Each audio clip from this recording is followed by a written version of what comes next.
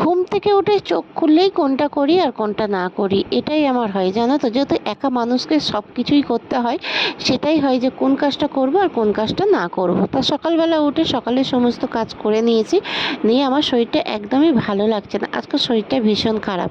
আর সোনাইও উঠে বেশ একটু বিরক্ত করছিল, ওকেও থেকিয়ে ওকে ওতে দোলাই দিয়েছি।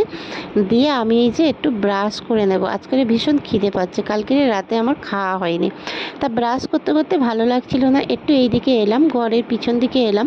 তা এসে দেখছি এখানে একটা গাছ হয়েছে, জানো তো, একটা কাঁঠাল গাছ হয়েছে। তা পরেই হয়েছে, গাছটা বসানো হয়নি। তা গাছটা বেশ একটু বড় হয়ে গিয়েছে। তা ভাবলাম যে গাছটা নষ্ট করে লাভ নেই, গাছটাকে যত্ন করে একটু বড় করা যাক। আর এদিকে গাছের গোড়ায় অনেকটাই ঘাস হয়েছিল, সেগুলোকে পরিষ্কার করে দিয়ে এলাম।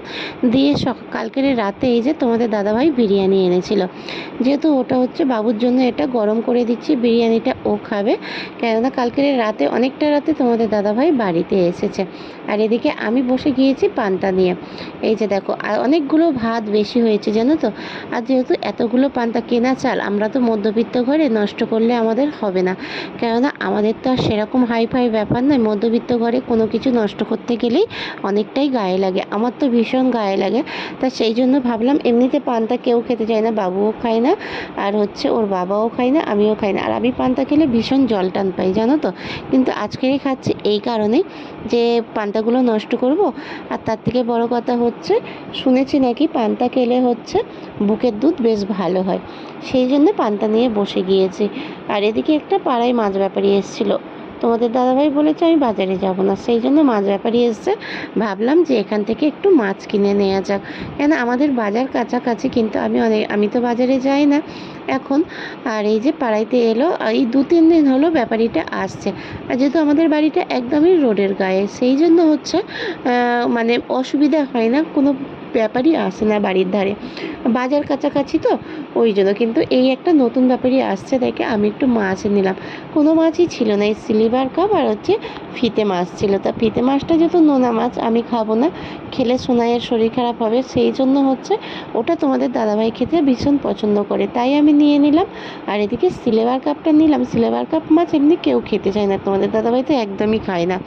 আমি নিলাম এই কারণে যে আমি তো সে ফিতে মাছ খেতে পারবো না, সেই জন্য আমি এই মাছটা নিলাম। সিলভার কাপটা একটু বড় ছিল, সেই জন্য একটু বড় দেখে নিয়েছি, যে যাতে ভাজা খাওয়া যায়। আর এদিকে দেখো পাশের বাড়ির বেড়ালটা হচ্ছে, ও হচ্ছে মাছ খাবে বলে চলে এসছে। এই যে দেখো মাছ কাটছি দেখে ও খালি ঝুল কাটাকাটি করছে যে ওকে মাছ দিতে হবে। আমিও এই সময়, যেহেতু শরীরটা ভালো নেই, একটু বসে ওর সাথে মজা করে নিচ্ছি। আর বাবুও এই সময় ঘুমাচ্ছে, কিন্তু আমি তো এরকম মজা করলে হবে না, আর আমি পারি না করতে, জানো তো। কেন আমার কাজ করতে করতে ঘড়ির কাঁটা কীভাবে ঘুরে যায় আমি নিজেই বুঝতে পারি না। আর এদিকে আজকের হচ্ছে একটা খুব বড় ক্ষতি হয়ে যাচ্ছিলো, জানো তো। মানে আজকের সোনাইকে স্নান করাচ্ছিলাম সাবান দিয়ে, স্নান করাতে গিয়ে দেখি না সোনাইয়ের নাকে মুখে একদমই জল ঢুকে গিয়েছে, সাবান জল ঢুকে গিয়েছে। ছেলে মানে কেমন করছিল, আমার তো ভীষণ মন খারাপ লাগছিল। তাই আজকের কোনো রান্না বান্নাই আমি কিন্তু করতে পারিনি, কেননা ওর নিয়েই আমি খুব চিন্তায় ছিলাম যে ডক্টরের কাছে চলে যাব কিনা। তারপরেই তোমাদের দাদাভাই ওকে কাঁধে ফেলে অনেকক্ষণ চাপড়াতে, ও একদম নিঃশ্বাস নিতে পারছিল না।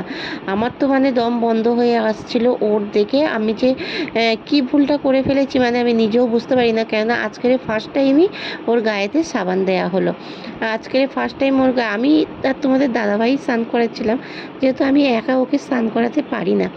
তা আজকের যাই হোক, ঠাকুরের ইচ্ছায় এখন বাবু অনেকটাই ভালো আছে।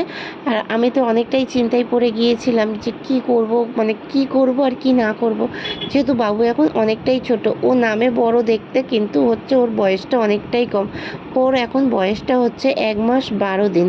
ও মানে অনেকটাই ছোট, ও নিজেকে সামাল দিতে পারছিল না। আর এই যে দেখো বেড়ালটা এতটাই বিরক্ত করছে আমাকে, একদমই মাছ কাটতে দিচ্ছে না, আমার তো মাথা গরম হয়ে যাচ্ছে।